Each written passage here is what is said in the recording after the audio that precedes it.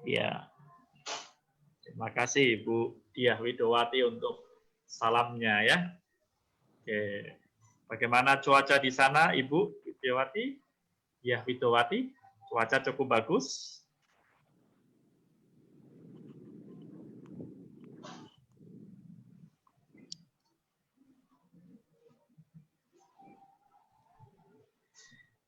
Oke. Baik, kita tunggu dulu sebentar supaya Mas Giovanni akan gabung dengan Facebook ya. Oke, supaya semua acara kita bisa didokumentasikan di Facebook ya. Oke, baik. Kita tanya dulu Bu Harni. Bu Harni, bagaimana cuaca di Pemolong? Pemolong. Alhamdulillah, gerimis Pak. Sama. Sama. Gerimis. Ini kebetulan ada mitra Patri ini di rumah. Oh tadi iya. ya. Baik, ada mitra dari kota Pati, pesisir Ya, utara tadi Jawa Tengah. Betul. belajar dari kantor mampir ke rumah ini katanya suruh Iya, ikut Zoom, kita dari biar ikut betul. sendiri langsung. Benar, biar mantap ya. Kita dapat banyak sekali ilmu yang bermanfaat untuk kita hari ini. Ini sudah mulai banyak masuk pesertanya. Ya, satu persatu sudah mulai bermunculan. Karena memang hari ini kita akan bahas satu topik yang menarik. Ya, kita akan berbicara mengenai topik stres. Ya, stres, tapi dari sudut pandang yang benar ya. Yang bisa membantu kita, membantu orang-orang lain. Maklum sekarang ya, hidup di zaman sekarang bisa bikin stres ya. Oke, terutama penting sekali teman-teman untuk membantu orang lain.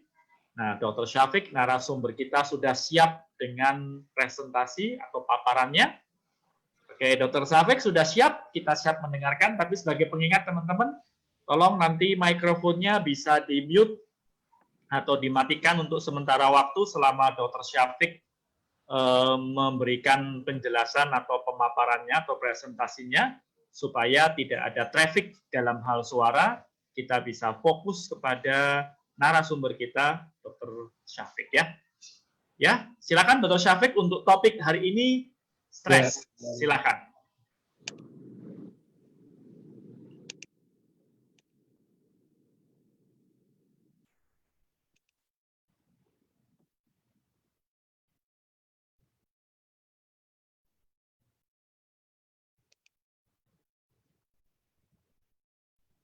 Ya.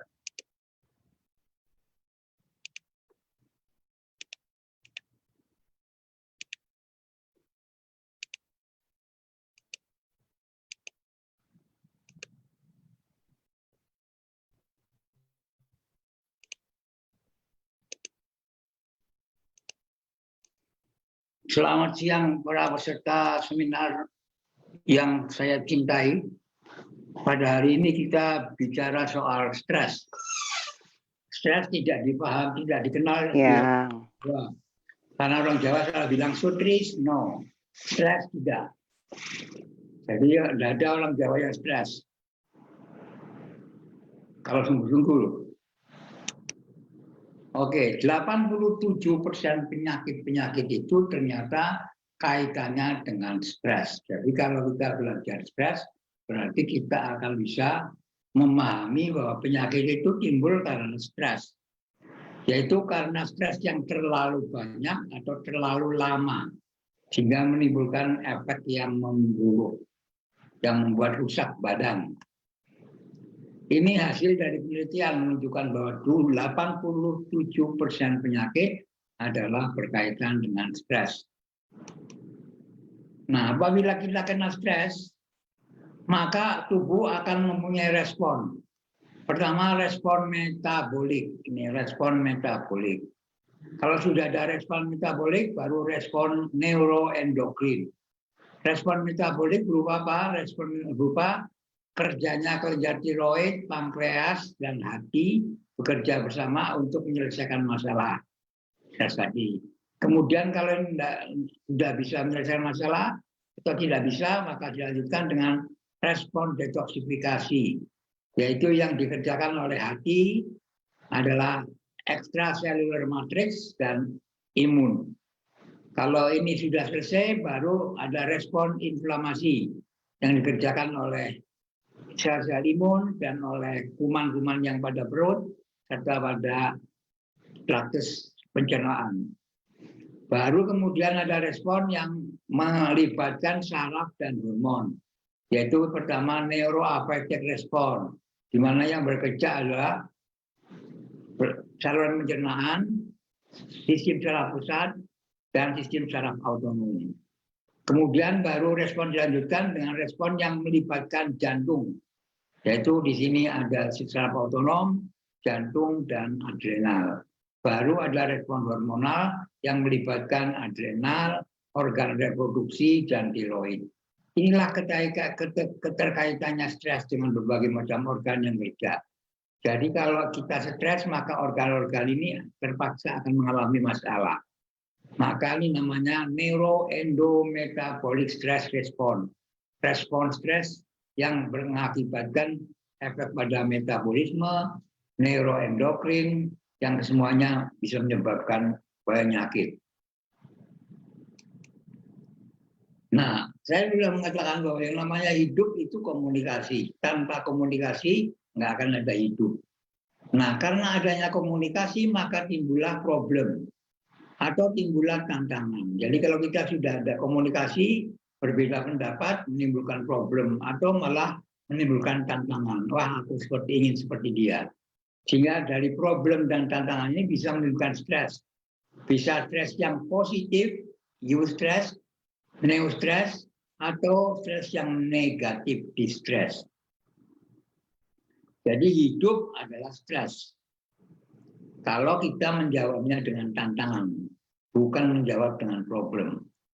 Makin kita hidup, makin banyak komunikasi, kita mendapat tantangan-tantangan, tantangan untuk positif maju, tantangan untuk hidup lebih baik, lebih sehat, dan lebih sejahtera.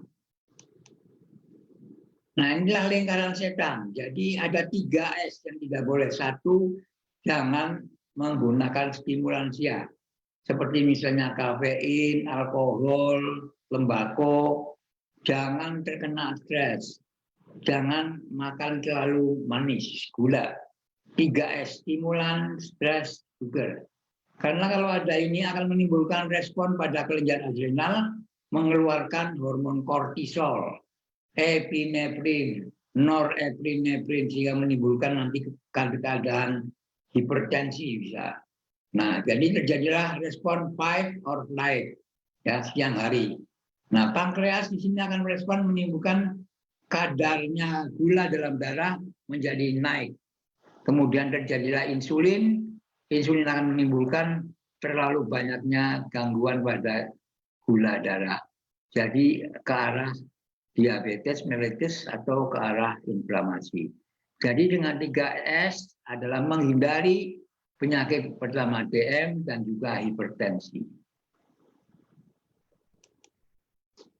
Nah, ini semuanya karena perbedaan persepsi. Orang ini melihat bahwa yang di bawah ini angka 6. Kata orang ini nggak bisa nih angka 9. Jadi persepsi adalah cara pandang orang terhadap masalah. Jadi kalau masalah dianggap enteng, ya enteng. Kalau dianggap berat, ya berat. Jadi semuanya tergantung pada persepsi kita. Seperti ini baloknya ada 3. Ada bilang 3, nggak bisa 4, 1, 2, 3, 4. Jadi perbedaan persepsi inilah yang menimbulkan masalah, menimbulkan kita selalu bertengkar karena adanya perbedaan persepsi. Nah, ini awal mulanya kita kena stres. Nah, stres itu ada 3, eustress, neostress, dan distress. Neostress itu adalah stres yang kerjanya karena pada otak vegetatif. Jadi misalnya kalau lapar, kalau nggak ada lapar kita nggak akan makan. Dengan adanya lapar itu stres. Namanya neostress. Karena lapar kita makan. Jadi neostress adalah stres yang bersifat positif. Sedangkan eustress ini tantangan. Jadi ini otak limbik, di mana saya ingin jadi seperti dia. Saya ingin lolos, saya ingin mendapatkan tingkat kesarjanaan. tantangan-tantangan itu menimbulkan stres. Nah, tapi stres tadi positif karena Anda dari tingkat bawah Anda naik ke tingkat yang lebih baik. Namanya eustress. Nah, kalau kita ini besar pasak daripada tiang, antara harapan dan kondisinya tidak cocok, maka kita timbul distress. Ini yang menyebabkan penyakit. Dan jadi ini, distress ini adalah kawasan otak kortikal. Jadi kita kenal ada 3 otak. Otak limbik, otak vegetatif, otak kortikal. Tapi dengan perkembangan neuroscience, maka kita sekarang ada Pentium brain. Ada spiritual brain, ada cortical brain, ada limbic brain, ada vegetative brain, ada enteric brain, otak di usus.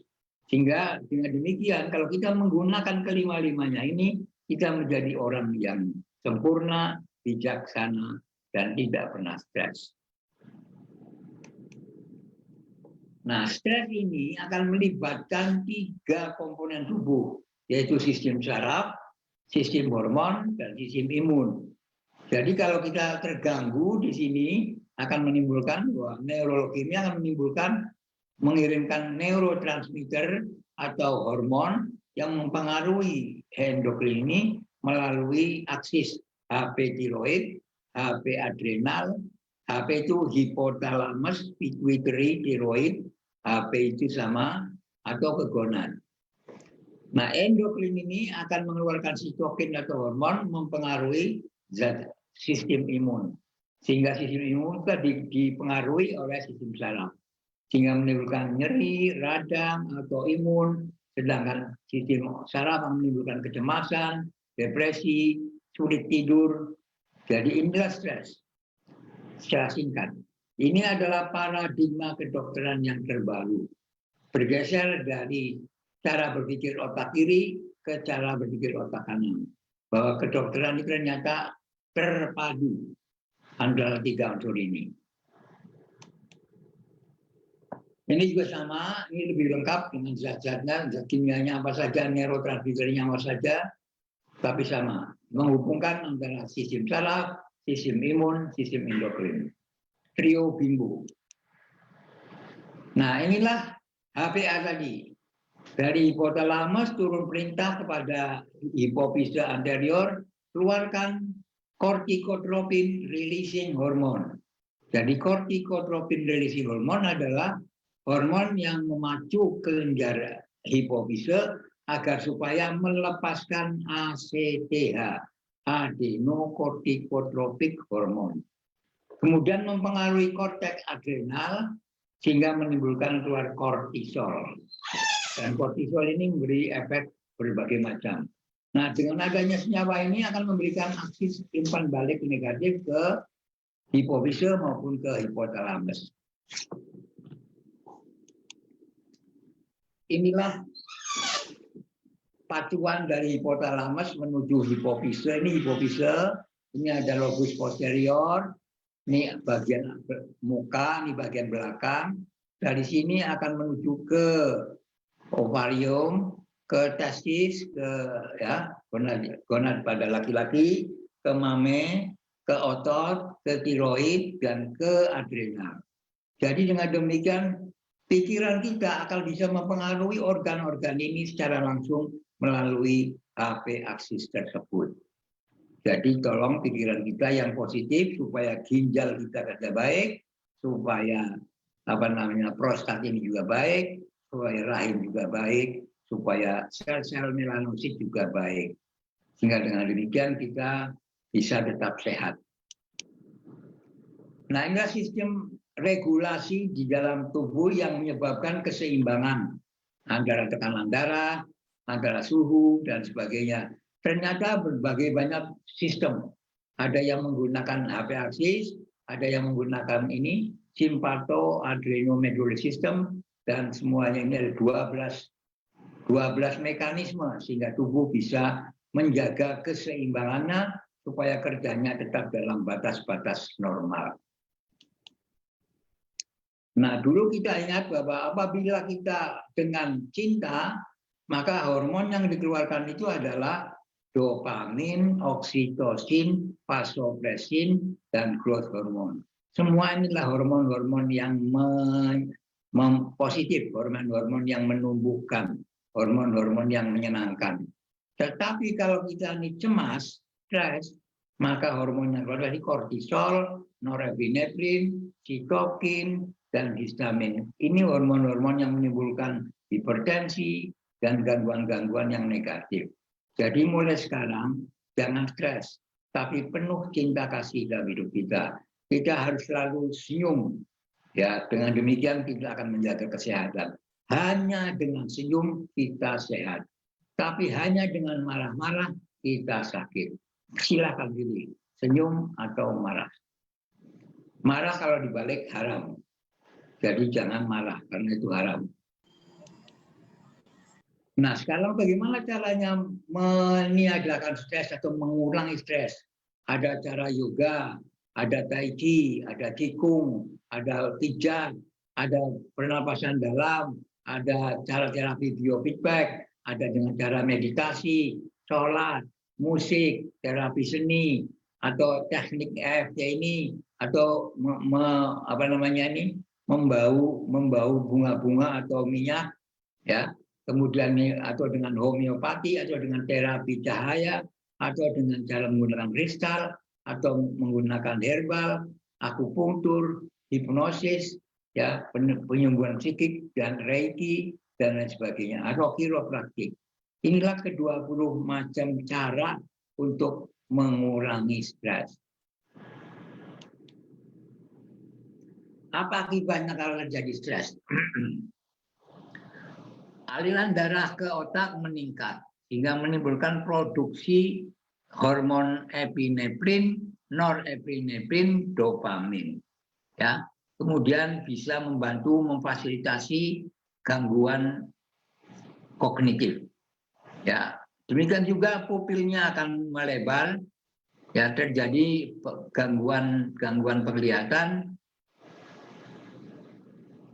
denyut jantung akan meningkat, napas semakin cepat dan dalam, aliran darah yang ke otot-otot menjadi meningkat, kemudian hormon adrenal itu kortisol dan ini akan dilepaskan, menghasilkan banyak sekali peningkatan energi.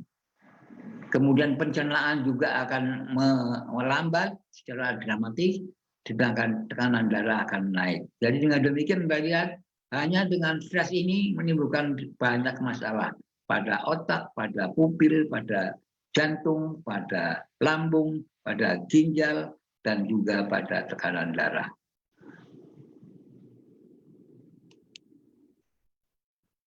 Nah, apa yang terjadi kalau terjadi stres? Ya, dalam beberapa menit sampai jam akan terjadi gangguan akut. Ini stresornya menimbulkan masalah. Yaitu terjadilah proteksi terhadap diri sendiri sehingga menimbulkan percepatan penggunaan imun. Leukositnya akan meningkat, kemudian respon akan meningkat, respon adaptasi juga meningkat, respon tiroid juga meningkat, dan terjadilah proteksi imun. Apabila kronik lama sekali berbulan-bulan sampai bertahun-tahun, maka akan menimbulkan perbedaan di sini. Terjadilah gangguan kesehatan, terjadilah gangguan imun, leukositnya menjadi meningkat dan menurun, ya responnya menurun, adaptif juga menurun, semuanya menurun akibat karena stres yang terlalu berkepanjangan. Jadi kalau ada stres, ini hipotalamus mengeluarkan releasing hormon, memerintahkan hipofise untuk mengeluarkan hormon ACTH agar adrenal ini mengeluarkan hormon kortisol ini, yaitu long term stress response. Adalah respon stres jangka panjang, kalau ini respon jangka pendek.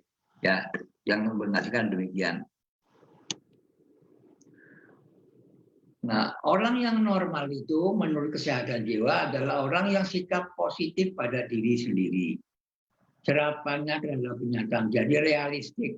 Dia selalu integrasi, dia selalu kompeten, dia otonom, dia berkembang dan berwujudan diri. Dia mampu menerima diri sendiri, diterima orang lain, efisien dalam pekerjaan dan studi, dan bebas konflik diri. Ini orang yang normal.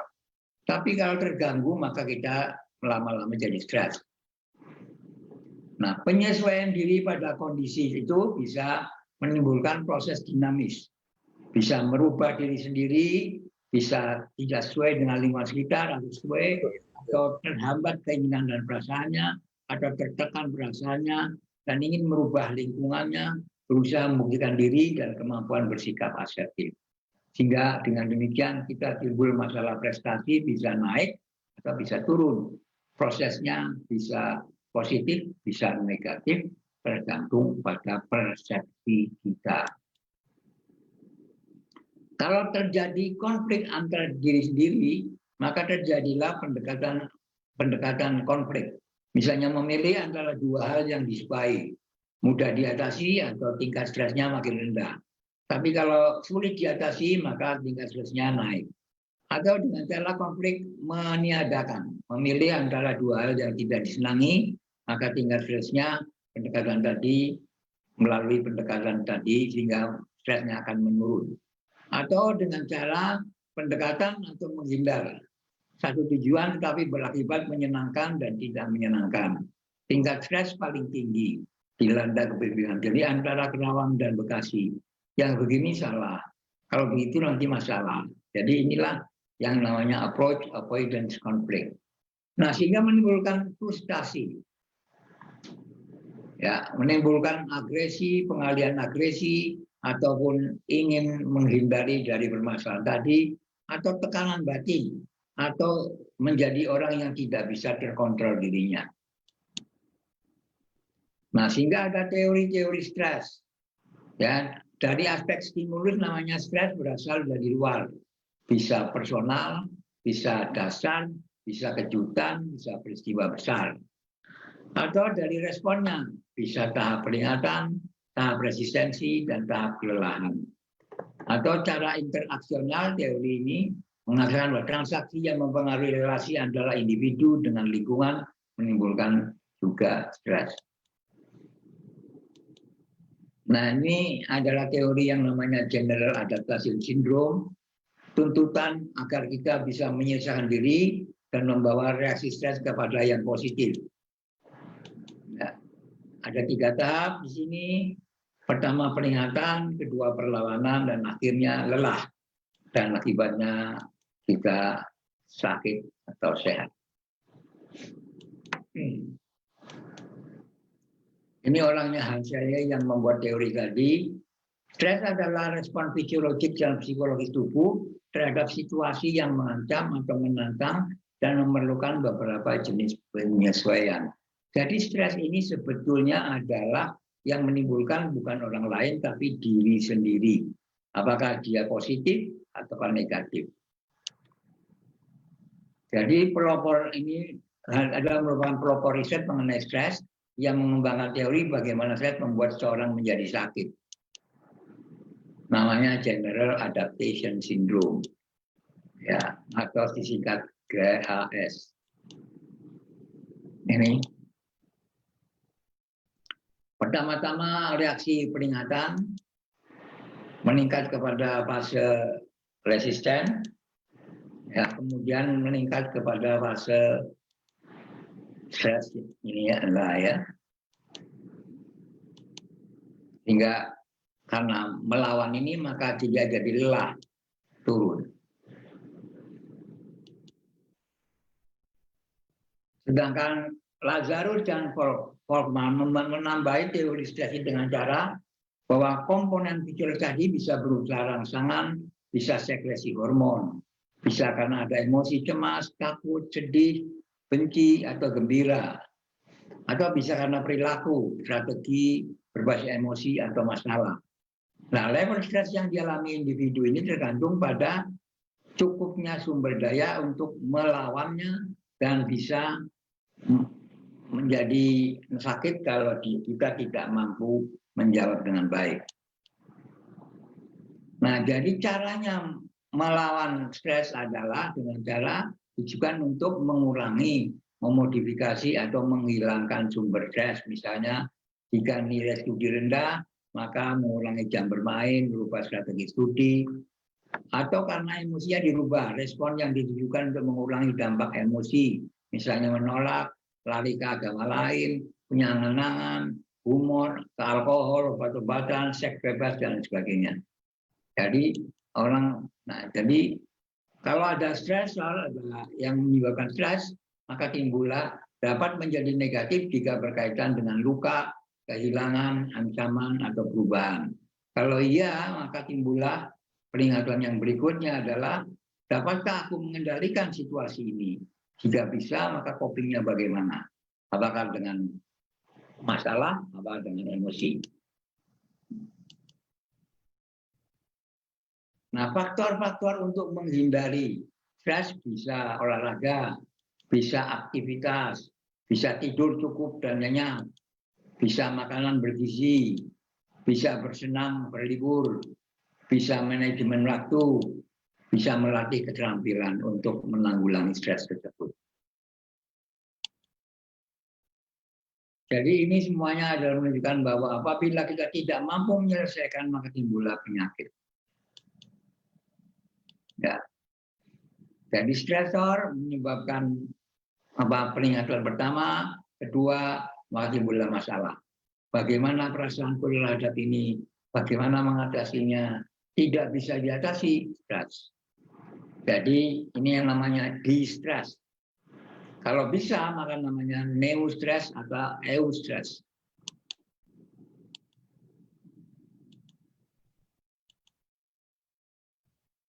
Aksi untuk melawan atau menghindar dari stres, tubuh akan memobilisasi sumber dayanya untuk bertempur melawan ancaman, mengaktifkan sistem saraf simpatik, menghasilkan kortisol yang berlebihan, hingga membuat resisten, dan akhirnya jadi lemah.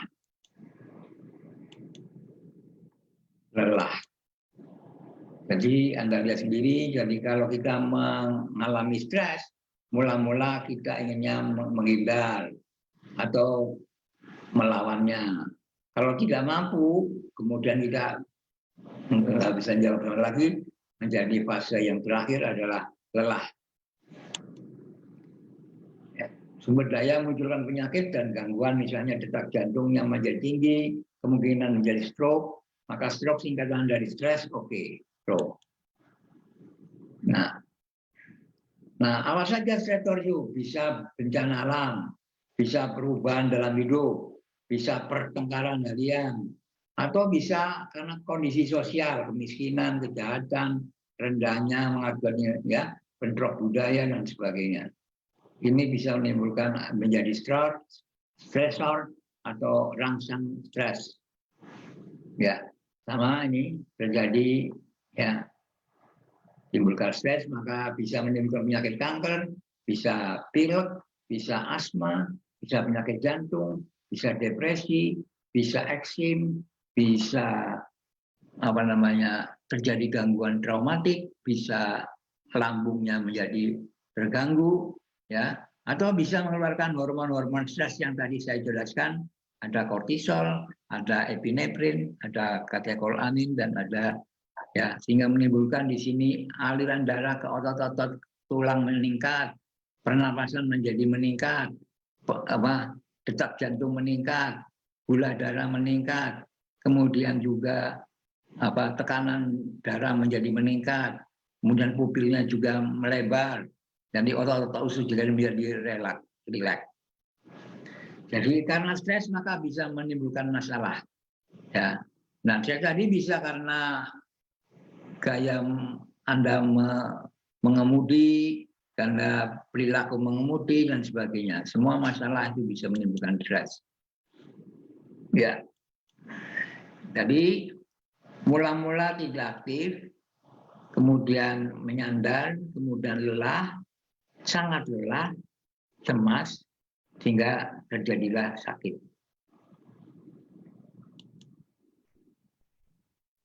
Nah, jadi stresor ini yang menyebabkan stres tadi bisa merangsang sistem saraf pusat, sehingga merangsang hipotalamus untuk mengeluarkan kortikotropin releasing hormone yang menuju ke saraf simpatis, atau menuju ke hipofise atau yang hipofise anterior atau posterior.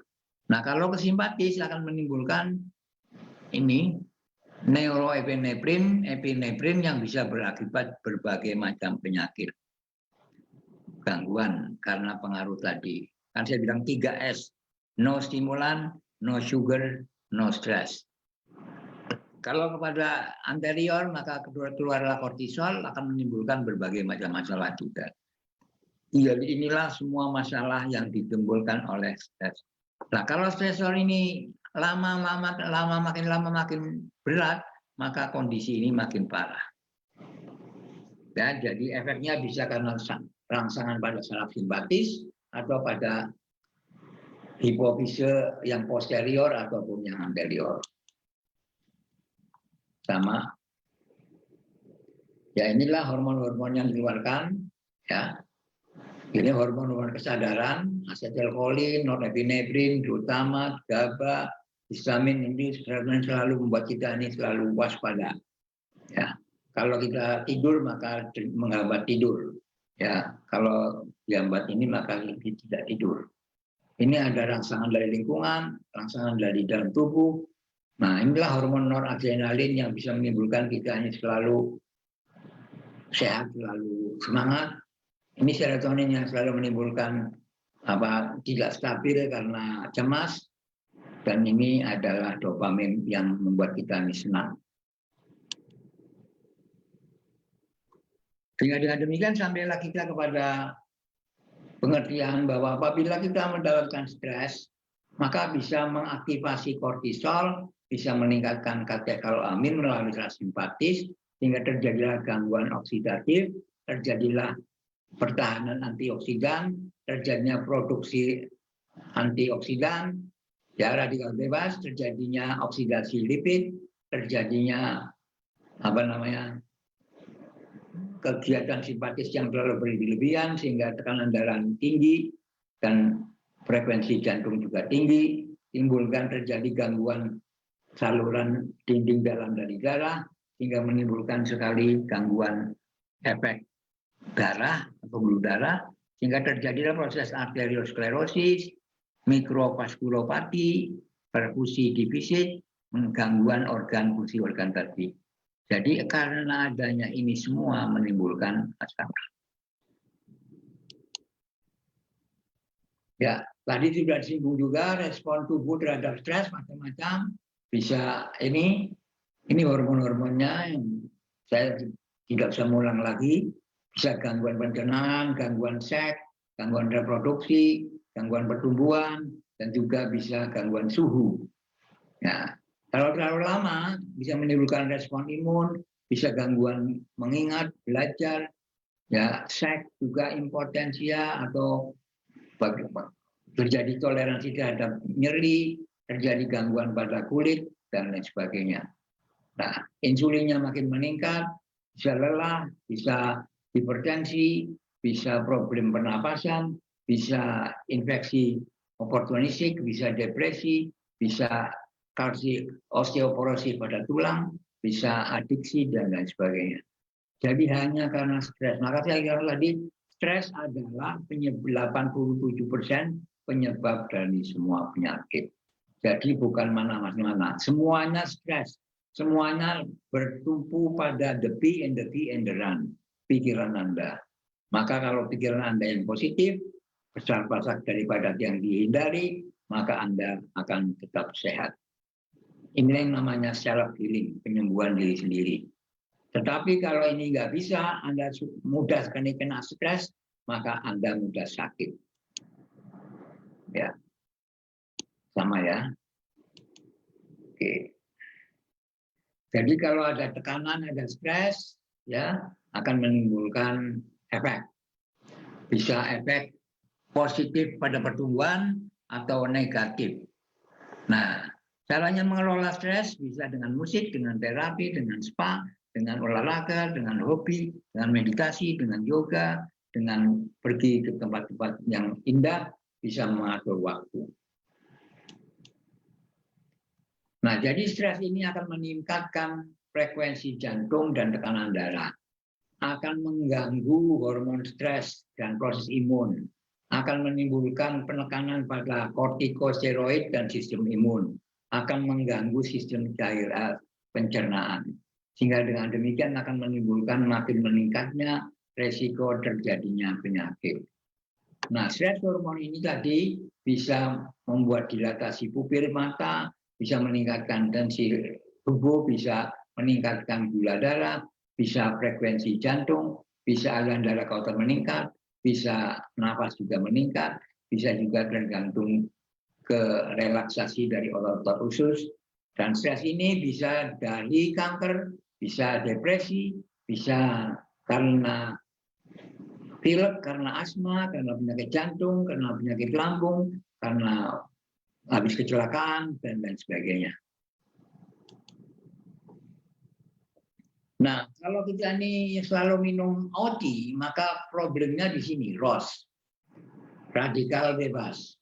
Ya, bisa karena stres, bisa karena alkohol, bisa karena merokok, bisa karena radiasi ultraviolet, bisa karena reperfusi, bisa karena infeksi, bisa karena obat-obatan. Nah, banyaknya radikal bebas ini akan merusak DNA yang bisa melakukan oksidasi. Nah, kalau ini merusak DNA, maka menimbulkan gangguan pengaturan DNA, akan menghilangkan DNA yang baik, perbaikan DNA akan hilang, kemudian menimbulkan di sini transduksinya akan mengalami gangguan, menimbulkan pertumbuhan gangguan diferensial terganggu, terjadinya sel kematian, terjadilah kerusakan mukosa, terjadilah penyakit, ulkus, fibrosis, iskemia, terjadinya proses karsinogenesis, semuanya adalah karena prostati. Jadi kalau OT nyerangnya di sini, maka semua hal ini tidak akan terjadi. Ya, maka STTV satu untuk semua. Ya, oksidatif damage terhadap protein juga bisa dihindari. Ya, meningkatnya peroksidasi juga bisa dihindari, sehingga dengan demikian tidak terjadi penyakit. Ya, sehingga dengan demikian Anda lihat bahwa skema ini menunjukkan bahwa masalah penyebabnya adalah radikal bebas. Nah, kalau pikiran kita positif, maka radikal bebasnya juga akan menjadi berkurang. Oke, saya rasa demikian paradigma telah saya selesaikan membahas masalah stres. Moga-moga banyak yang bertanya. Oke, siap, Dr. Syafiq.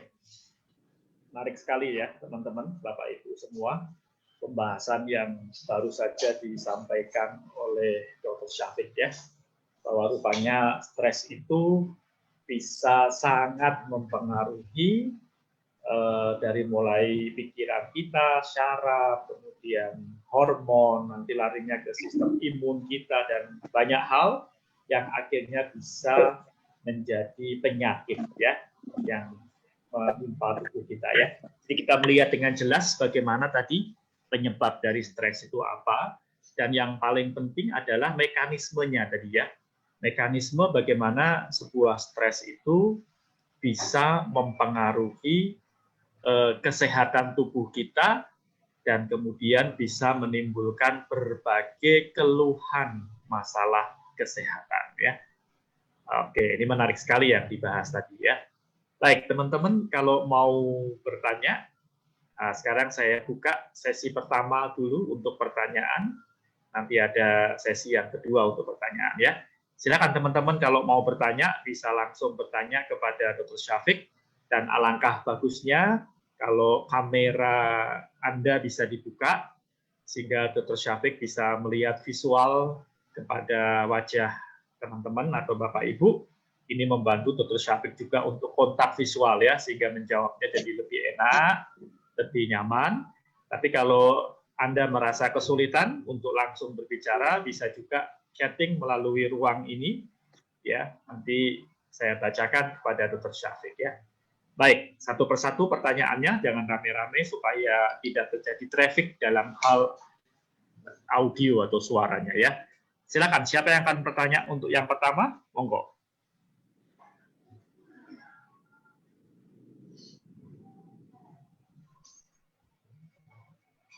Silakan untuk penanya kita yang pertama.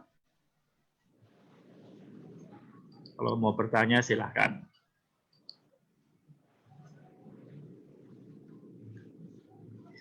Kalau ada yang mau bertanya, silahkan. Takut saya bukan harimau, saya hariman. Hariman Siregar. Ya.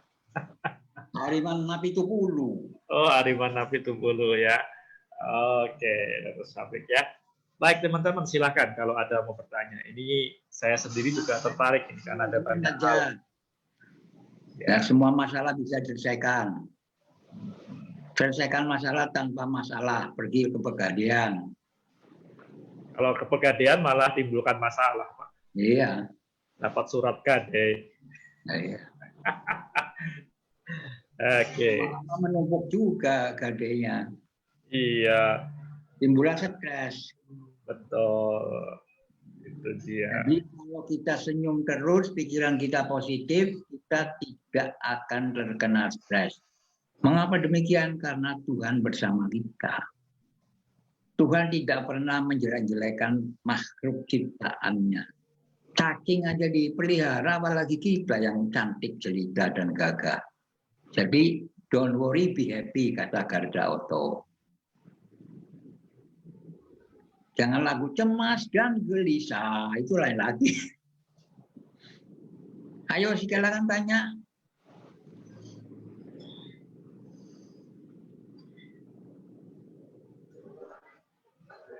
Dokter, tadi saya waktu tertarik melihat yang namanya cycle atau siklus dari tadi ya 3S tadi ya. Ya. Ada stimulan, ada stres, ada sugar ya atau gula ya. Dan rupanya 3 hal ini berkaitan sehingga bisa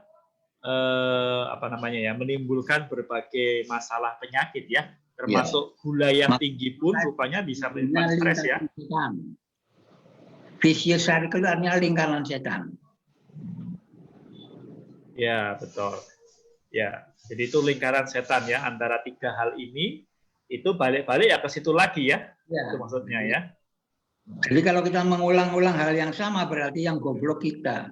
Maka kita namanya go to the block, goblok. Ya.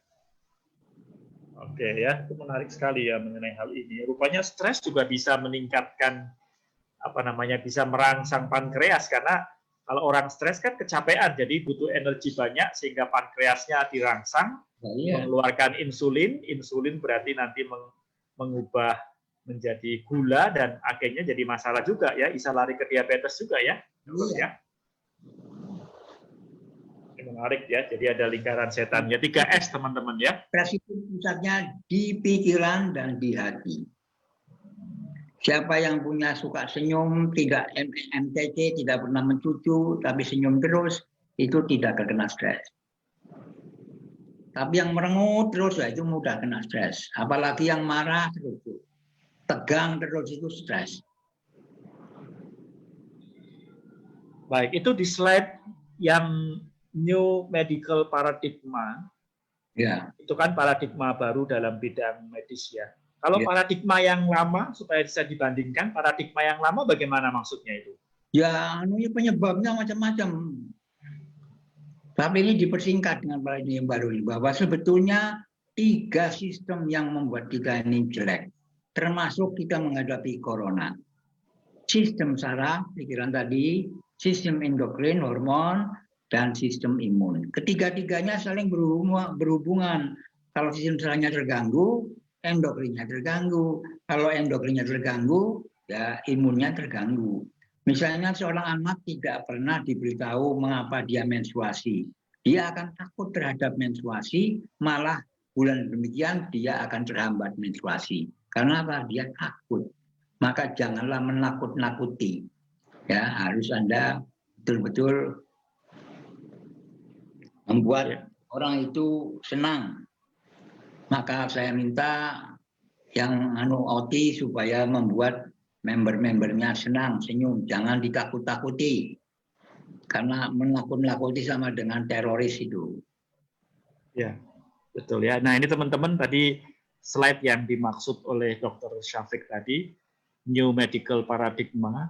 Jadi mengapa pada orang stres itu timbul cemas? Timbul depresi, timbul gula tidur, karena tadi pengaruhnya dari endokrin terhadap saraf. Mengapa timbul nyeri, timbul radang, terjadi penyakit autoimun karena imunologinya juga terganggu oleh saraf tadi yang mengeluarkan neurotransmitter dan sitokin. Mengapa endokrin ini kok bisa menimbulkan gangguan imun? Karena di sini ada HP tiroid tadi aksis tadi, hipotalamus pituitary thyroid axis, hipotalamus pituitary adrenal axis, dan hipogonadal axis. Pada slide berikutnya kan kelihatan. Ya, satu lagi. Ya, ini.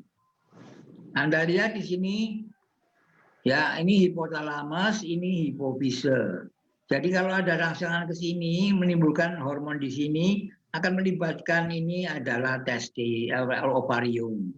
Ini adalah testis, ini adalah mame. Jadi kadang-kadang CA mame, karena apa? Karena psikosomatik. Wanita tadi menyalahkan dirinya karena bertentangan dengan suaminya atau dengan pacarnya, maka timbullah CA mame. Juga pada otot, tiroid, dan juga adrenal. Jadi semua organ ini homeostatik dipimpin oleh hipotalamus dan hipofise. Nah, di atasnya hipotalamus adalah pikiran. Jadi kalau pikiran bisa menekan hipotalamus tidak akan mengaruhi hipofise dan ini menimbulkan hal yang sehat.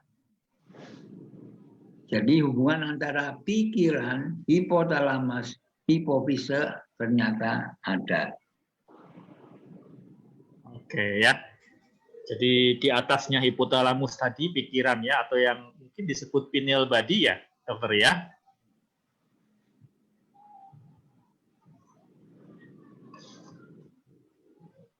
Oke. Baik teman-teman, silakan kalau ada pertanyaan lagi ya.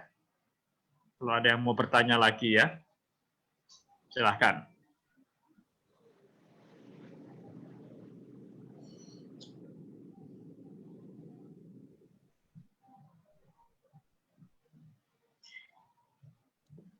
Ini kok namanya Lenovo itu siapa ya?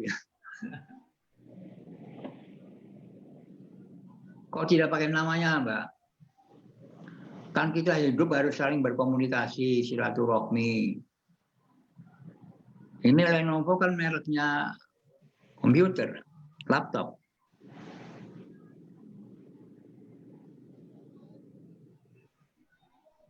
Halo?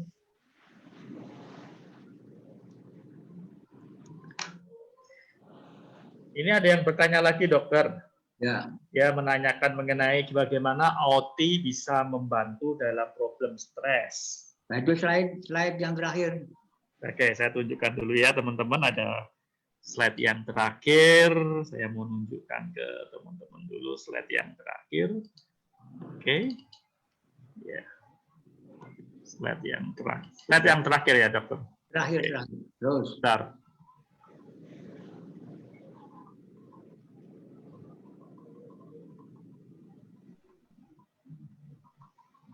Ya. Ini kah? Ya, ini yang terakhir, dokter. ROS. Kan OT kan antioksidan, jadi anti ROS. Jadi dengan menghilangkan ROS kan semua masalah ini kan akan hilang. Ini penyakit-penyakit seperti ulkus, fibrosis, iskemia, tumor, kanker, semuanya kan melalui proses ini. Jadi OT ini kerjanya di sini. Jadi semua penyakit macam-macam itu menimbulkan oksidatif stres. Nah, OT-nya menggalang ini, menghancurkan ini. Begitu, jelas? Oke, ya. Betul ya. Jadi kalau teman-teman perhatikan dalam slide ini, ada di atas itu ada namanya ROS, ROS ya. Oke, ROS itu singkatan ya. Reaktif oksigen spesies. Betul. Atau radikal bebas. Ya, kalau orang sering sebut radikal bebas, itu sering disebut dalam bahasa kimianya adalah ROS, ya, radikal oksigen spesies, ya.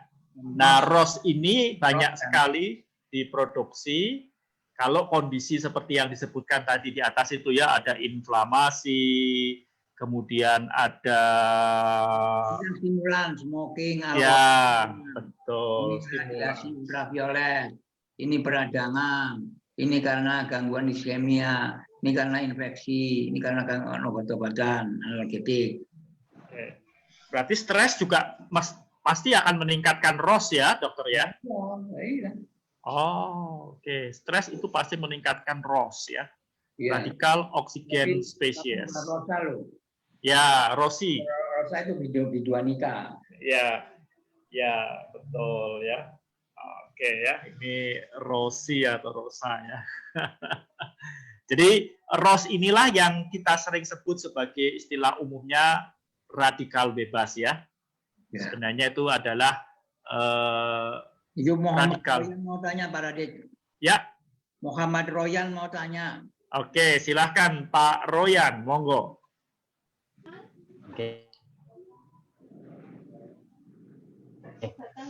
Oke, terima kasih Pak Radik, terima kasih perusahaan, Pak Dr. Safik. Ya. Oke, selamat siang. Ini saya mau bertanya Pak, kami dari mitranya Pak Budi, PT Sumber Budi Mulyadi Putra, wilayah Demak Pak. Ini yang mau saya tanyakan. Halo? Iya, wajah Anda nggak kelihatan. Oke, siap Pak. Siap. Nah, kan bisa silaturahmi. Ya, oke Pak. Ya. Luar biasa. Oke. Ini Pak, mohon maaf kami bertanyanya di luar topik. Ya. Artinya yang saya tanyakan anak itu apa Pak? Kejang itu disebabkan apa Pak? Kemudian ketika kejang itu apa yang kita lakukan? Pak Dokter, tolong itu jelaskan. adalah gangguan pada selaput otak. Nah, mungkin anak itu pernah jatuh sehingga terjadi jaringan parut pada selaput otak. Dan ini akan membuat rangsang dan rangsangnya kejang-kejang tadi. Maka caranya adalah kita membuat situasinya jangan terlalu lelah, jangan membuat suara-suara yang terlalu mendadak, karena kalau kaget terangsang.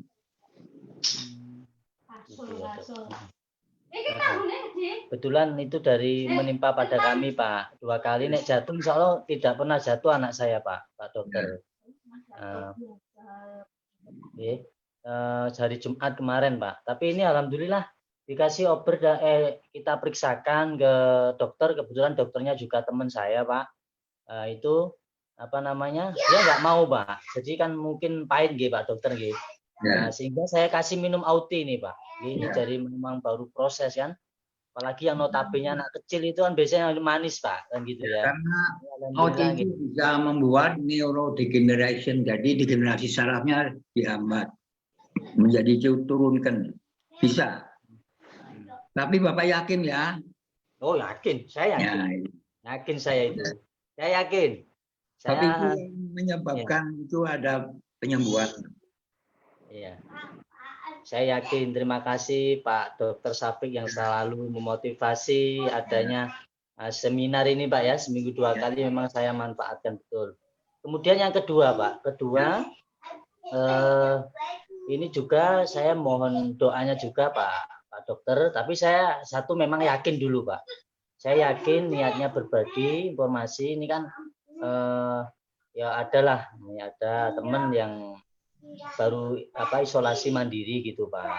Ya toh. Nah, itu ternyata setelah saya lihat kan kejadian ya batuk, panas, kemudian ketika menelan itu ngerasa nyeri gitu Dok. Rasa nyeri, kemudian badannya juga kelihatan drastis agak menurun gitu Dok. Karena mungkin. Nah, tadi pagi alhamdulillah oleh Allah diberi kesempatan bisa sharing, saya motivasi itu Dok untuk minum Auti. Iya, mudah-mudahan. Tolong Anda minumin Auti dan Anda jejaknya, didokumentasi. Oke, siap Dok. Bisa di-share pada teman-teman yang lain. Oke, insya Allah. Pada penderita jangan cemas, jangan takut sama corona. Ya, yang penting badan sehat, imunitas imun aman. Kalau Anda iman, pasti imunnya meningkat. Kalau imunnya meningkat, berarti Anda aman dari corona. Sini. Ya, Pak. Dok. Ya, ini saya Dok. Ya, oke. Maaf, bentar Dok. Ya, betul. Saya selalu Pak. Saya yakin dengan yang kuasa lantaran teh hitam berbagi banyak teman. Ini alhamdulillah memang Pak, saya baru dihadapkan ya ada teman yang sakit apa gitu. Kemudian ada lagi dok yang saya menarik menurut saya bro. Jadi saya itu punya teman yang namanya Mbah Ahmad Zainuri, itu usianya 60 lebih dok. Ya, dia itu sebenarnya orang Auti lama Pak ya, orang Auti 2006. Singkat cerita belum lama sakit operasi hernia Pak dok, kan gitu kan, hernia. Kemudian sudah dioperasi juga minum Auti kan kering gitu dok. Ya. Nah setelah operasi kan tentunya dikasih obat nih, terus kan obat jalan gitu dok. Terus juga diimbangi minum teh hitam Auti, itu kering dok. Kemudian nafsu makannya enggak ada dok. Jadi setelah dari operasi sampai dia itu ogah, jadi mau makan itu hawanya kembali dok. Jadi mual gitu. Itu selama kurang lebih 1 bulan dok. 1 bulan gitu. Sehingga gratis 13 kilo turun dok. Yang awal mulanya 80 berapa, 83 atau berapa itu dok. Tinggal 70 berapa itu. Gitu. Nah, kemudian saya motivasi sharing dengan Bu Harni, ya Bu Harni ada. Jadi kita anjurkan untuk minum teh yang ekstrak dok, yang teh hitam ekstrak. Jadi dalam 1 hari itu 2 kali, dalam 1 hari sekali minum itu 2 kapsul, pagi dan sore dok. Itu dilakukan alhamdulillah 1 minggu kemarin tuh kirim videonya, saya ada dok videonya dok. Benar, dia itu nggak mau makan. Setelah melakukan teh hitam itu tadi yang ekstrak selama 1 minggu, jadi pagi sore dan 2 kali dalam sehari dok. Alhamdulillah kemarin ngirim video saya, ya videonya dia. Jadi alhamdulillah sudah makannya itu sudah mau lah dok, nafsunya ada. Itu yang saya sangat-sangat bersyukur. Jadi itulah tujuan kita. Kalau kita melihat bahwa pasiennya sembuh, alhamdulillah. Iya, alhamdulillah dok. Ini juga masih proses terus minum. Tapi karena kesembuhannya. Iya. Karena kan orang dicari uangnya. Bukan begitu. Kalau sembuh itu berarti dipercaya Tuhan untuk membantu tangan Tuhan. Amin. Siap. Saya setuju dok. Ya, niatnya itu dok. Itu nanti nomor berapa gitu ya dok. Oke, terima kasih Pak Dokter Safik. Mudah-mudahan nanti teman-teman yang lainnya gitu. Memang kalau yang pelakunya langsung beda nanti kalau yang ngomong pelakunya. Dok. Oke, terima kasih Pak Dokter Safik, Pak Budi, Pak Radik. Ingat SCTV ya Pak? Ya. Satu untuk semua. Oke. Satu untuk semua. Ya. Oke, terima kasih Pak Royan ya. Ini Oke. Bapak Muhammad Royan, salah satu teman Auti kita dari Demak ya. Terima kasih sudah berbagi pengalaman yang menarik ya, bagaimana Auti bisa bermanfaat untuk membantu seseorang mengembalikan lagi selera makan setelah operasi hernia. Ya. Juga digunakan oleh Pak Royan untuk membantu teman atau kawan yang sedang dalam kondisi mungkin positif COVID ya, karena dia karantina mandiri di rumah ya. Dan juga tadi juga membahas mengenai bagaimana Auti digunakan untuk membantu anak Pak Royan yang mengalami serangan kejang tadi ya. Oke, kembali ke Dr. Syafiq. Dr. Syafiq, tadi Dr. Syafiq menyebutkan mengenai Auti bisa sangat membantu untuk orang-orang yang dalam tanda petik takut kepada corona. Nah, bagaimana itu terjadinya, dokter? Karena Auti juga meningkatkan imunitas. Oke. Ya. Oh ya tadi ya, amin, imun, aman ya. Iman dulu baru nanti imun. Iya. Kalau orang beriman yakin bahwa Tuhan itu selalu berada di sampingnya, maka imunitasnya akan meningkat. Dia selalu senyum, selalu positive thinking, tidak stres, dan sehingga dia aman dari tidak hanya corona, dari penyakit-penyakit lain, dari gangguan-gangguan hidup, ya, dari masalah-masalah. Sehingga kita betul-betul masalah itu menjadi tantangan, bukan menjadi masalah. Ya, betul ya, benar sekali ya. Berarti sebenarnya kita harus meningkatkan atau memperbaiki lifestyle kita ya, gaya hidup kita ya. Gaya hidup kita itu satu yang jelas pikiran ya, manajemen pikiran yang bagus, positif, seimbang. Nah itulah puncak dari seluruh tubuh kita diatur di pikiran. Ya. Mau tanya? Silahkan kalau ada yang mau tanya. Kok nggak kelihatan? Fotonya mana nih gambarnya? Ayo Mbak Tuti tanya apa?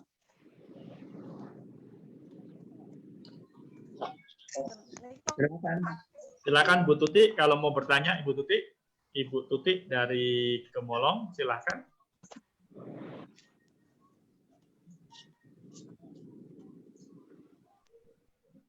Oke, Bu Tuti, atau yang lain dulu sementara Bu Tuti mungkin sedang memperbaiki jaringan internet atau sinyal internetnya. Ya, silakan teman-teman yang lain kalau ada yang mau bertanya lebih jauh. Oke.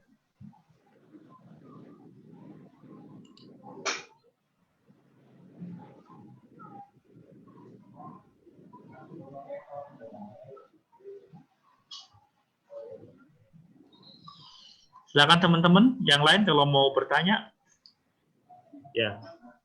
Oke, kembali tadi melanjutkan perbincangan kita. Jadi nomor satu, gaya hidup yang sehat, yang lifestyle yang bagus itu adalah pikiran, kemudian termasuk istirahat yang bagus, ya, rajin, penuh WA, ya, welas AC, betul ya, termasuk mungkin seimbang dalam mengkonsumsi makanan yang sehat, termasuk rutin untuk konsumsi AOTI ya, karena AOTI ini adalah bagian tidur yang cukup.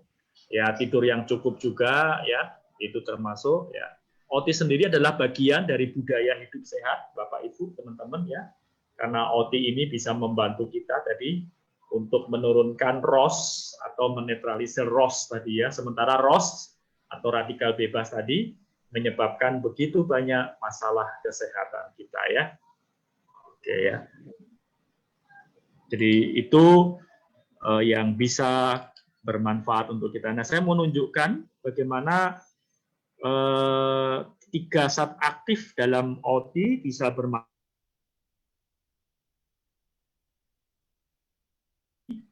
Ya, di slide ini ada 3 zat aktif yang ada dalam black tea atau AOTI ya.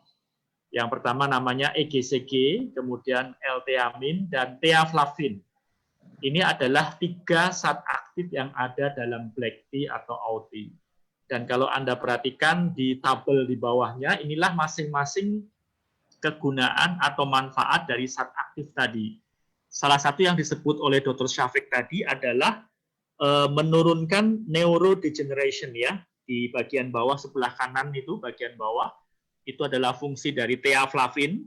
Jadi menurunkan neurodegeneration ya, atau kerusakan pada sistem syaraf kita ya. Itulah sebabnya kenapa AOTI bisa membantu untuk menjaga kondisi saraf kita atau neurologi kita sehingga berfungsi dengan baik ya.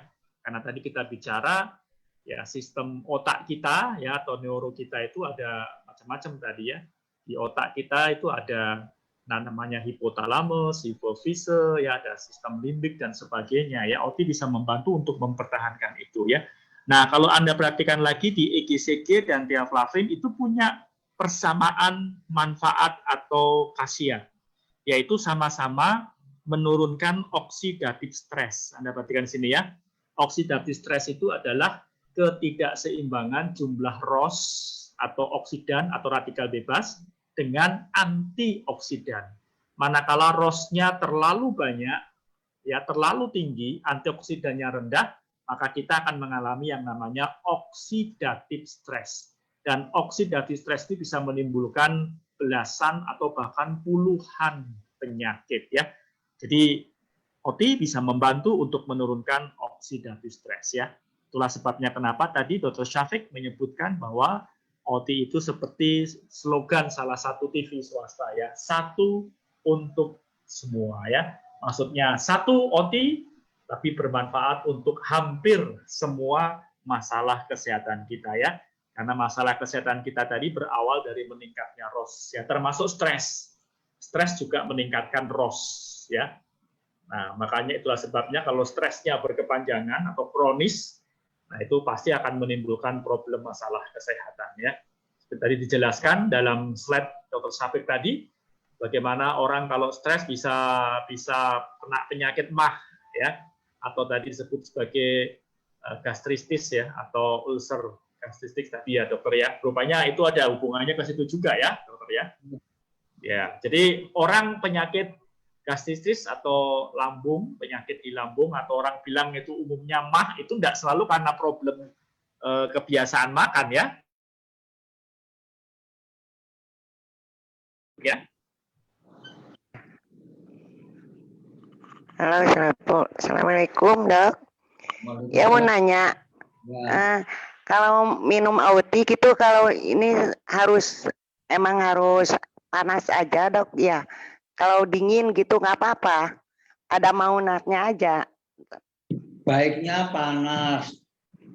Oh, ya kan kalau ini malam-malam gitu suka bikin pas ketiduran dok. Jadi pas bangun teh, aduh ini udah dingin gitu mau diminum tapi gimana dok? Nggak apa-apa Ya, gitu. Positif aja, air itu kalau ibu positif, airnya positif.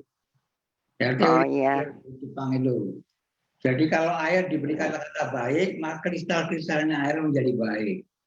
Ibu positif aja, pokoknya saya minum. Pakai biskota, pakai bismillah.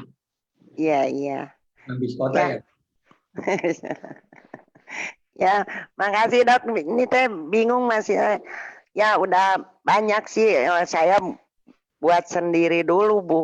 Belum bisa mengedarkan ya menjual atau gimana dok. Ini teh masih sendiri aja dulu gitu dok. Nah, ya.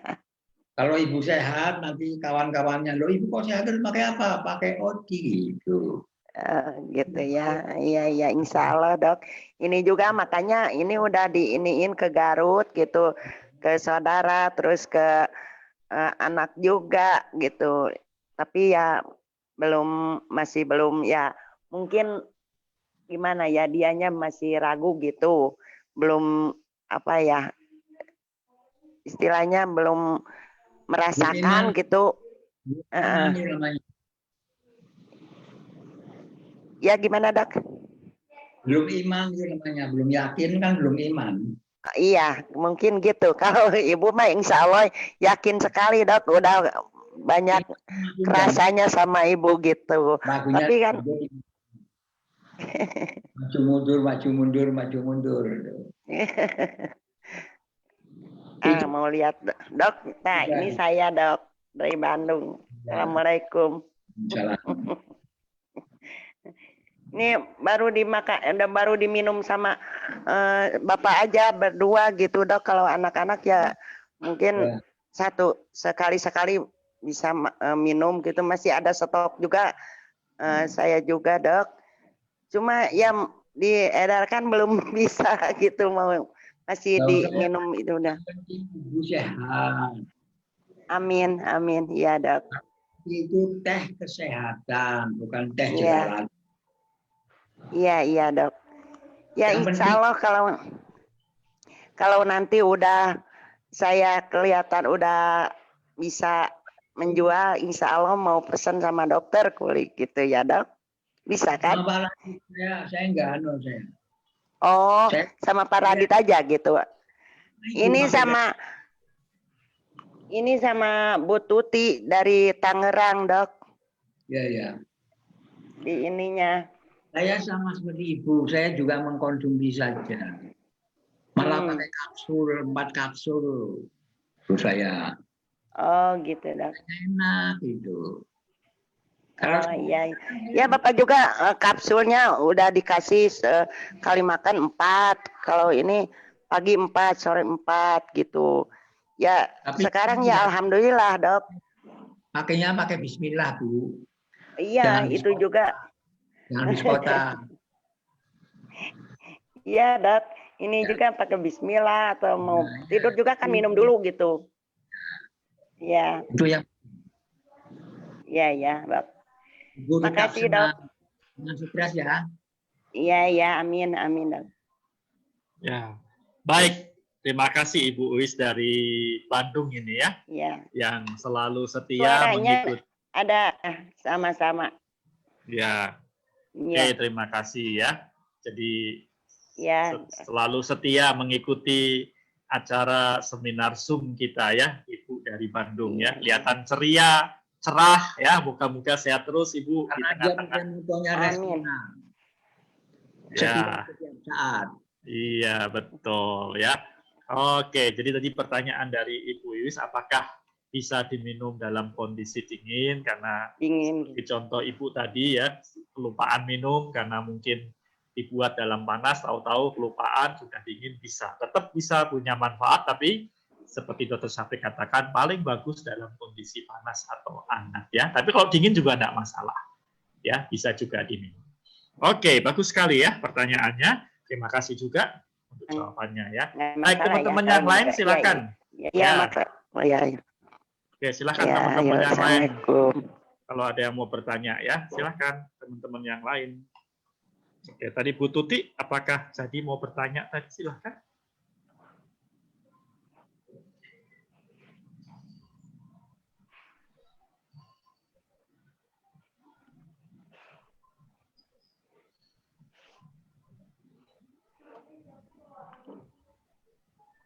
Jadi kalau istilah stres tadi dokter sebenarnya bukan nama penyakit ya, itu suatu kondisi ya dokter ya.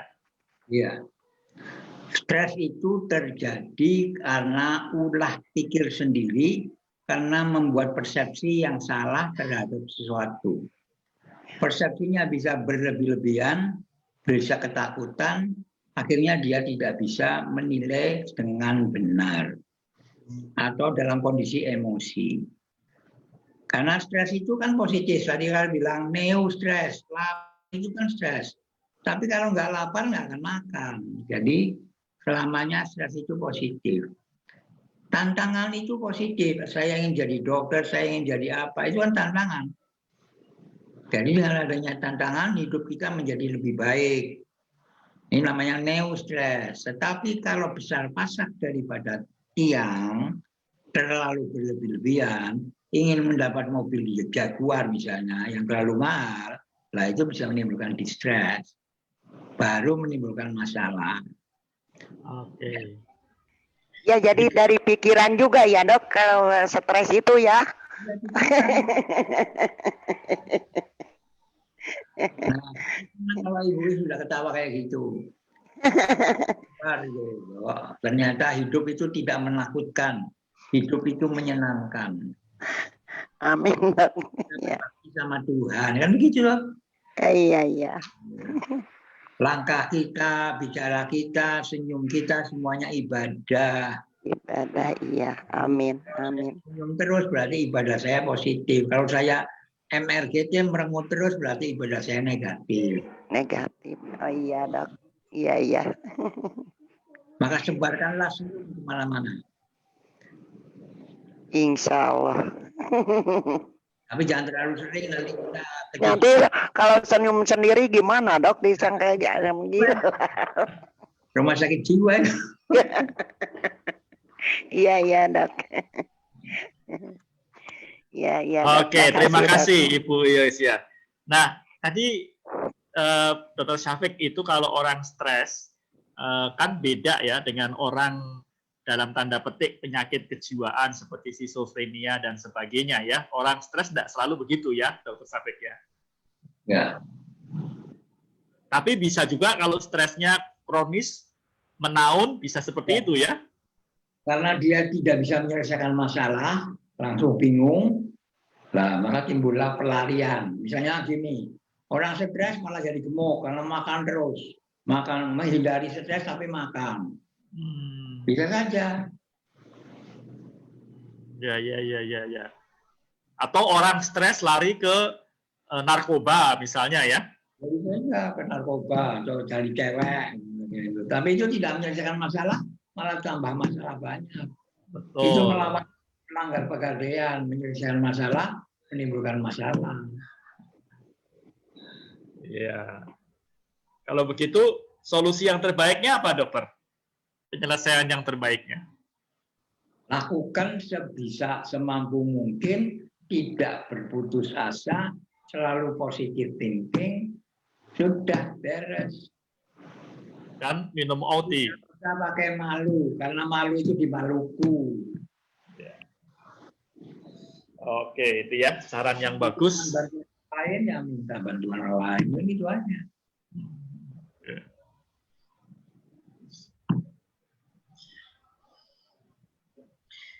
Nah, mungkin dokter bisa jelaskan lagi nih. Ada yang bertanya mengenai HPA aksis ini ya. Saya coba bukakan slide-nya. Iya, ini ada HPA aksis ini. Ada yang mau tak dijelaskan lebih jauh mengenai HPA aksis. Sebentar ya, saya tunjukkan dulu. Mana ya HPA aksisnya tadi ya. Terus, Bentar, dok.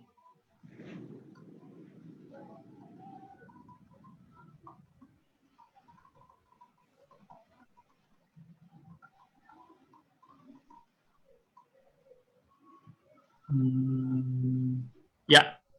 ini aja nih. Ya. Jadi di dalam otak itu ada kelenjar yang namanya hipotalamus, ada kelenjar yang namanya hipofise. Hipofise itu ada dua, ada yang di depan namanya anterior, ada yang di belakang namanya posterior. Jadi hipotalamus itu pekerjaannya mengeluarkan hormon yang memacu hipofise anterior agar mengeluarkan hormon tertentu. Jadi kalau di sini namanya corticotropin releasing hormone, maka hormon yang dikeluarkan oleh hipofise harus corticotrop hormon. Maka di situ keluarlah ACTH, adrenocorticotropic hormone. Kalau hipotalamusnya bilangnya FSH, follicle stimulating hormone, maka yang keluar juga FSH. Jadi tergantung perintah dari hipotalamus. Nah, hipotalamus ini masih diperintah lagi oleh kelenjar yang namanya epiphysis. Epiphysis memerintah hipotalamus, hipotalamus memerintah hipofise, hipofise memerintah organ. Organnya bisa rahim, bisa mame, bisa otot, bisa kelenjar adrenal, bisa ginjal. Hingga menimbulkan efek-efek yang bisa positif, bisa negatif, tergantung perintah yang dibawa dari epiphysis ke hipotalamus sampai ke organ. Jadi kalau pikiran kita itu positif, maka pikiran tadi merangsang kelenjar epiphysis, hipotalamus, hipofise untuk mengeluarkan hormon-hormon yang menyehatkan. Maka itulah mengapa Tuhan tidak suka pada orang yang suka berputus asa. Allah itu murka pada orang yang suka putus asa. Harus positive thinking, harus selalu siap melaksanakannya dan tidak pernah gerak-geraknya mengulang-ulang jatuh bangun sehingga akhirnya sukses. Hanya orang-orang yang positive thinking yang bisa sukses. Kalau tidak positif maka terjadilah ketidakberhasilan dan ketidakberhasilannya menjadi lingkaran setan menjadi masalah lagi. Hidup adalah siklus. Baik, dokter ya. Jadi sebenarnya segala sesuatu, maksudnya yang menyangkut pikiran kita, termasuk homeostatis dalam tubuh kita, itu semuanya berkaitan dengan HPA aksis ini ya, dokter ya. Iya. Jadi HPA aksis ini berarti hanya. Coba dilihat dan slide mengenai homeostasis control. Sebentar, ini kah? Bukan. Skema homeostasis regulatory system. Terus.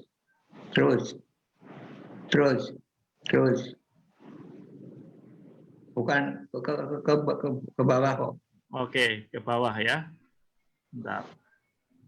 Oh, Nah, ini kan itu bisa melalui aksis ya, itu hypothalamic pituitary adrenocortical axis, bisa melalui kelenjar simpatis adrenomedullary system ya, bisa melalui renin, angiotensin, aldosteron, bisa melalui neuroendokrin imun sistem, bisa melalui hipotalamus, hipofise, aksis, bisa melalui hipotalamus, hipofise, tiroid, aksis, bisa melalui otak monoaminergic system, bisa melalui grelin, leptin,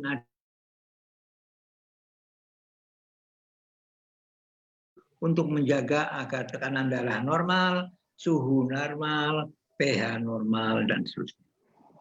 Ini sudah dibuat oleh Allah yang Maha Besar. Sistem ini ada 12 sistem untuk mempertahankan homeostatik. Tapi karena mata kita melihat di luar, kadang-kadang mengganggu homeostatik. Ya, jadi homeodinamiknya nggak baik, maka karena pengaruh dari luar, maka tubuh menjadi kacau.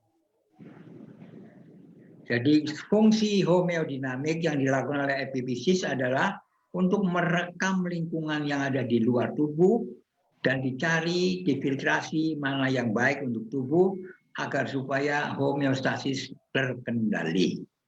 Itulah fungsi menjaga kesehatan. Dan homeostasis tadi dilakukan melalui 3 mesin, automatic system, short term system, long term system. Jadi sistem otomatis, sistem jangka pendek, sistem jangka panjang. Jangka pendek menggunakan saraf, jangka panjang menggunakan hormon. Semua sistem sudah diatur oleh Tuhan. Jadi kalau kita berobat jangan mengganggu sistem ini. Malah kalau perlu mensupport sistem ini.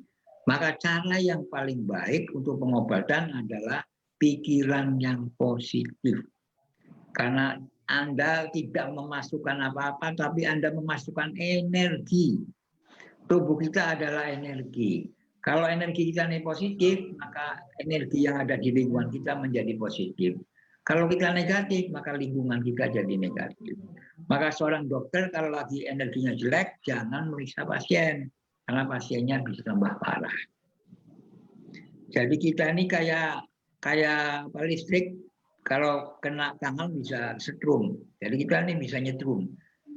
Terbukti apa? Kalau kita lagi bercinta, maka terjadi energi itu tidak berpegangan tangan saja sudah terasa. Pandangan mata sampai ke hati.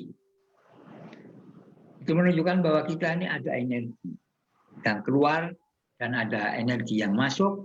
Semuanya dipilah-pilah oleh otak kita, sehingga dengan demikian fungsi otak kita menjaga agar supaya kondisi homeostasis tubuh tetap dalam kondisi batas-batas normal. Maka kalau pengobatan sebagai gaya hidup, maka itu lebih baik daripada untuk obat, karena kalau obat, kalau pas sakit diminum, kalau tidak sakit tidak diminum. Jadi akibatnya gangguan tadi akan menimbulkan masalah. Begitu Pak Radi. Ya, luar biasa ini.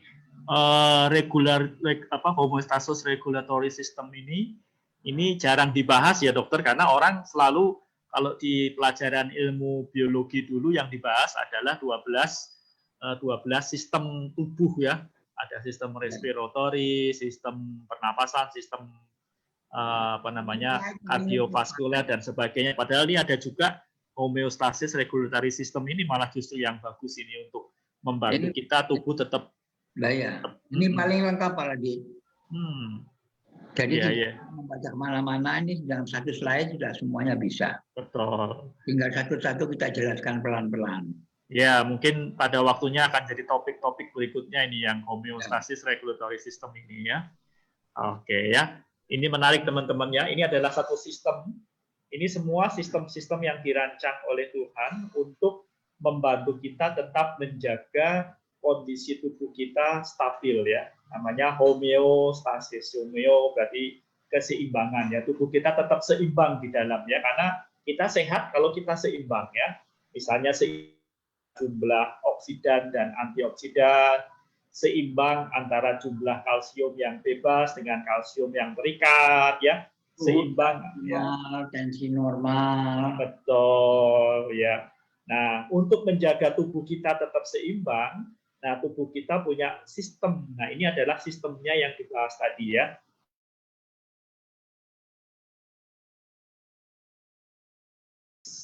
Itu adalah salah satu contoh sistemnya ya. Oke, luar biasa sekali. Tapi sayang kita dibatasi oleh waktu ya, Bapak, Ibu, dan teman-teman semua. Ini sudah habis waktu kita untuk acara seminar Zoom kita hari ini. Nanti kita akan lanjutkan lagi. Kita tunggu kehadiran dari Bapak, Ibu, dan teman-teman kembali untuk pada hari Selasa. Kita akan review untuk pokok pada kesempatan hari ini ya. Jadi setiap hari Selasa adalah saatnya untuk review pokok yang disampaikan oleh Dr. Syafiq pada hari Sabtu ya.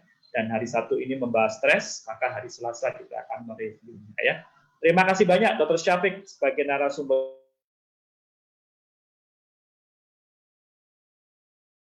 praktis dan juga mendetail mengenai pokok kita. Terima kasih juga untuk teman-teman lain yang sudah ikut andil dalam partisipasi dalam acara Zoom kita, termasuk yang memberikan pertanyaan.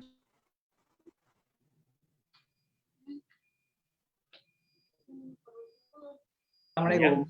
Jadi ada kesempatan untuk membahas hal ini ya. Baik teman-teman, terima kasih banyak untuk waktunya. Kita akan ketemu hari Selasa. Ada simpan pertanyaan untuk hari Selasa. Kita akan bertemu lagi. Mari kita terus maju bersama dengan Oti Dahsyat. Terima kasih. Tinggal apa?